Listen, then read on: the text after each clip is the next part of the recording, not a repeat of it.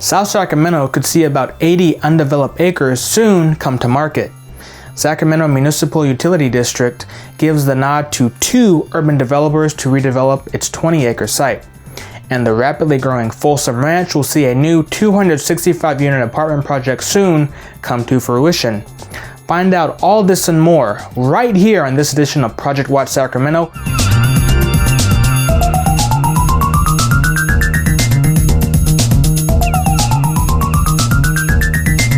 Welcome to Construction Business TV.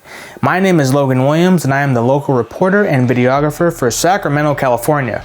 If this is our first time meeting, CBTV is a national news platform dedicated to keeping you lovely folks up to date on all construction-related business projects, stories, and news going on in your local area. But before we begin, don't forget to hit that subscribe button if you're new to the channel. Better yet, why don't you hit that notification bell so you can be immediately informed when a new video is posted. With that being said, let's get right into it. AG Spanos Companies has had a steady slate of new apartment developments from recent years, and it looks like this trend will continue in Folsom next. Plans for a 265-unit project in the rapidly growing Folsom Ranch area were reviewed this past Wednesday, February 3rd, by Folsom's Planning Commission. The Alder Creek Apartments project would be on a 10.8-acre site on the southeast corner of Alder Creek Parkway and Westwood Drive. In an email from Lex Economou, an executive vice president with Spanos, he says that Folsom Ranch is a fast-growing area in a high-quality city, and the company believes they are bringing a high-quality luxury apartment project to complement the mix of uses in the overall development as the area matures. According to the Planning Commission agenda, Alder Creek's apartments would be in 5-story buildings with units ranging from 1 to 3 bedrooms with sizes as small as 571 square feet for a 1-bedroom unit and up to 1,343 square feet for a 3-bedroom unit. Overall, the project would have 145 1-bedroom, 100 2-bedroom, and 20 3-bedroom units. Resident amenities would include a 2-story clubhouse with fitness center, yoga room, lounge, game room, media room, and a mailroom. Outside amenities would include a pool, spa, outdoor kitchen, bocce ball court, turf amphitheater, dog run, and a barbecue pavilion. The site would have 541 parking spaces for vehicles as well as 180 bike parking spaces and changing stations for electric vehicles. Planning commissioners will vote on changing the overall land use designation for the property to allow for higher densities. With that, the city would also move 62 designated housing units from elsewhere in Folsom Ranch to the Alder Creek site. Economou says that AG Spanos Company's focus right now is on getting the approvals necessary for the development. Once the process is completed, they will have an idea of a timeline, but they'd also like to start as soon as possible. In a unanimous vote, the Sacramento Municipal Utility Districts, also known as SMUD, their board of directors gave the nod to urban developers BlackPine Communities and SKK Developments to redevelop a 20-acre site owned by SMUD in East Sacramento. The vote took place late last month after the concept the two companies submitted in their request for a proposal last year was selected. A SMUD staff report stated that the SKK and BlackPine proposal represents the best opportunity and certainty in development price, including an upside profit sharing component and enhancements for the redevelopment of the 59th Street property to realize SMUD's goals, objectives, and vision for the property. BlackPine and SKK have proposed a project of 108 single-family homes and up to 770 multifamily units on the site, which straddles a light rail station. Other components include a central parking garage, Olympic swimming pool, community garden with an event space, and a child care center.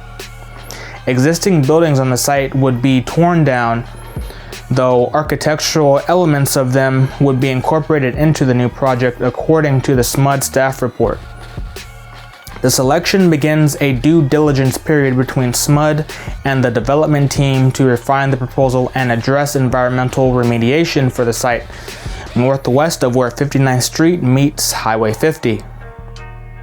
Land acquisition and eventual development would follow, though there wasn't a defined timeline available Wednesday.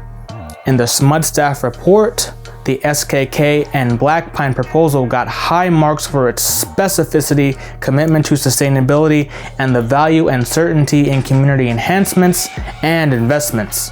It was chosen over a proposal from Stonebridge Properties that involved Heller Pacific Incorporated and Urban Elements Incorporated. About 80 undeveloped acres in South Sacramento could come to market as soon as this year, with the federal government declaring the property, along with 11 others nationwide, as surplus. But in this report, I will only be focusing on what's going on here in Sacramento. A U.S. Government Accountability Office, or GAO, report released in January found the federal government properly deemed the land part of the U.S. Department of Labor's Job Corps Center as eligible for disposal. A formal process to sell the land will be the responsibility of the U.S. Government Services Agency, or GSA. In an email statement from David Trimble, Managing Director for the Physical Infrastructure Issues with GAO, he says that this next year will be critical for the board, GSA, and the broker they plan to hire to see if they can sell these high-value properties. The 80 acres in Sacramento are at the southern end of the Job Center property at 3100 Meadowview Road and border the northern edge of the Delta Shores Master Plan. The 2020 government report identifying the land as surplus suggested that it be sold for housing. There's a small protected wetland area in one corner of the property, but that report did not document any potential issues with the site that would require mitigation before development, such as soil contamination. A government official familiar with the process said the government has issued a request for properties to find a real estate broker to market the properties. It's not determined whether the government will select one broker or brokerage for all the properties or look for specific market expertise for each property. The process the federal government is using allows it to bypass requirements to make such properties available to state or local governments. Though the official said government timelines aren't always the quickest, the 2016 legislation governing the disposal of surplus properties generally recommends doing so within 1 to 2 years. The government has not disclosed the estimated value of the 80 acres so far, but is charged with getting the best possible price for it. The 2016 legislation establishing the surplus properties disposal stipulated the first round, which includes the Job Corps land, should consist of properties with a combined fair market value of $500 million to $750 million. So that's going to do it for this edition of Project Watch Sacramento.